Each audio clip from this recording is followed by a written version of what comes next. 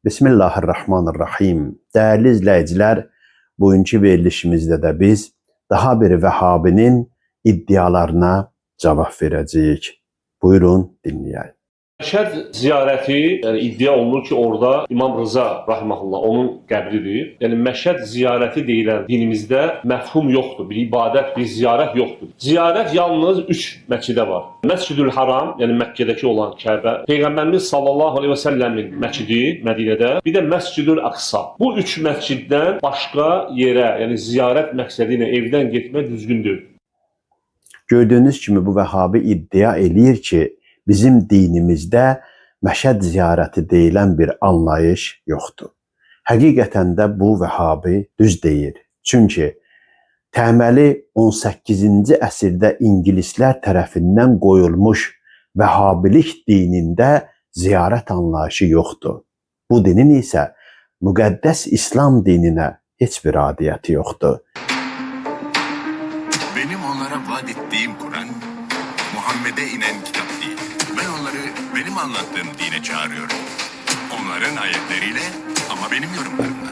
Çünki İslam dininin təməlini ingilislər deyil, Allahın Rəsulü Allah tərəfindən qoymuşdur. Allah Rəsulunun gətirdiyi dində isə ziyarətin heç bir problemi yoxdur. Çünki Allahın Rəsulu özü buyurur ki, Allahım mənə anamın qəbrini ziyarət etməyə icazə verdi.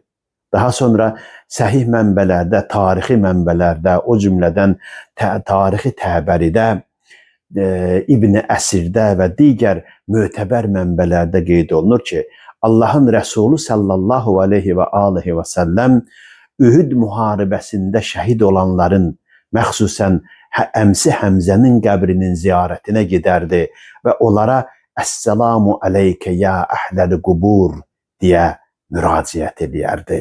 Yəni buradan görünür ki, Allahın göndərdiyi İslam dinində ziyarət önəmli hadisələrdən, önəmli əməllərdən biridir. Vəhabi dininin isə buna heç bir adiyyatı yoxdur. Bu Vəhabi aliminin iddiası ilə iki şey ortaya çıxır. Bir, bunların dininin İslam dininə adiyyatı olmaması. İki, bunların Əhl-i Beyt sevgisinin yalan olması. Heç görmüsünüzmü bir Vəhabi Muaviyyənin ziyarətini qadağan eləsin? Heç vaxt danışmıyor. Onlar əsasən Əhl-i Beytin ziyarətini qadağan edirlər. Bu da onu göstərir ki, onların Əhl-i Beyt sevgisi də yalandandır.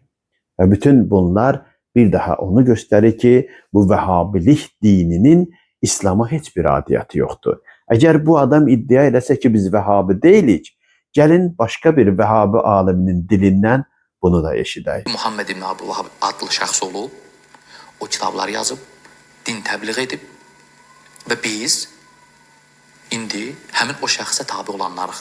Onun təbliğatını təbliğ edənlər, onun kitabını oxuyub, onu dəvətini aparanlarıq, yəni Vahabiləri. Muhammed ibn Abdülvahab olub, Muhammed ibn Abdülvahab, biz də onun yolunu gedənləri, yəni Vahabiləri. Gördüyünüz kimi, bu Rəşad adlı Vəhabi alimi də iddia edir ki, biz Vəhabiyik və Muhammed ibn Abdülvahabın ardıcıllarıyıq. Yəni 18-ci ildə müsəlman olan, 18-ci ildə meydana atılan dinin davamçılarıdır. Vəssalamu aleykum və rəhmətullah.